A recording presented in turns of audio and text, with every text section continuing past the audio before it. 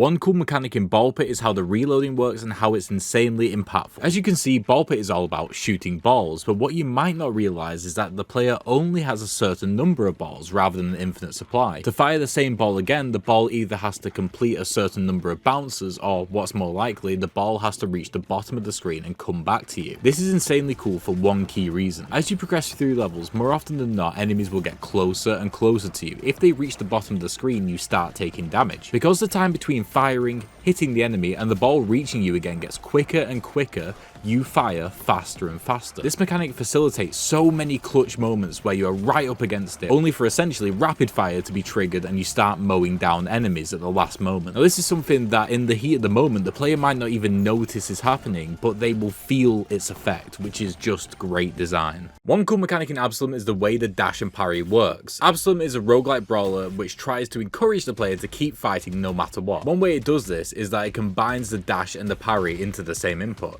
If you dash facing an attack, meaning towards the enemy, if you time it right, you will parry that attack, allowing you to retaliate immediately. This is a really nice feature as dashing in most games usually results in dodging away from the attack and away from the enemy. But in Absolum, they've flipped this on its head to keep the player constantly on the offense. Another cool mechanic in Silksong is the new currency system. Previously, all enemies as well as different parts of the environment gave the player Geo. Geo was the sole currency used to buy everything in Hollow Knight pretty much. However, in Silksong we have shards and rosemary beads. The latter is the important currency we are going to be focusing on in this video. Rosemary beads are what is used to buy things like brooches, maps, augments, etc. But they aren't just given out all the time. At the start of the game you will come across them very rarely, only given in secret or hidden areas via parts of the environment. However, once you come across Silksong's Cornifer, who to be fair rivals him in his vocals, you will soon come across enemies that can drop rosemary beads as well.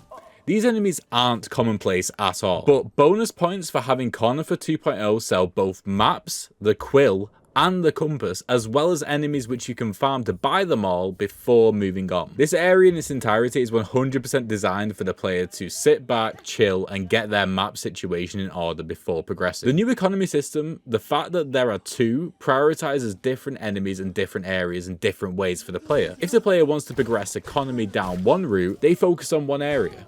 If they want to go the other route, they will focus on other areas and enemies. It's a bit of added depth to the economy which is really welcome in Silksong. One cool mechanic in Blueprints is the way the terminals work, specifically the security and the laboratory terminals. The security terminal does two really cool things. It allows the player to 1. Change the security level in the manor from low to high, and 2. Change the offline mode of keycard doors. What changing the security level does, it is increases or decreases the chance of keycard doors spawning in Blueprints. Keycard doors meaning doors which require keycards. If you do not have a keycard, you will want this to be low, but if you do have a keycard, you will actually want this to be high, as adding more keycard doors actually reduces the chance of finding a locked door which requires a key, as both keycard doors and locked doors increase in likelihood the further you move up the manor. Changing the offline mode of keycard doors to be unlocked, alongside turning off the power to the keycard system using the utility room, means that all the keycard doors can be unlocked without a keycard. Again, then changing the security level to be high means that in theory you should need to use less keys overall. Both settings are really powerful tools for progression depending on your circumstance. The laboratory terminal allows you to mix and match cause and effects. The player is presented with 3 causes and 3 effects. The player can choose any from the left side and any from the right, but only one of each. This will only be in effect for that run, so the player wants to try and tailor this new curated rule to the run they are on, which adds a lot of variety, replayability, and strategy. One cool mechanic in Hades 2 is the secret way enemies spawn. Unlike other wave-based dungeon crawlers, Hades 2 spawns waves in a strange way. It isn't just kill all the enemies and wait for the next wave, it's actually pretty dynamic. To trigger the next wave, you could have killed just 50% or 70% or even 90% of the enemies in the room. Now I've logged a lot of data on this to see if there is a rule around health pools or types of enemies,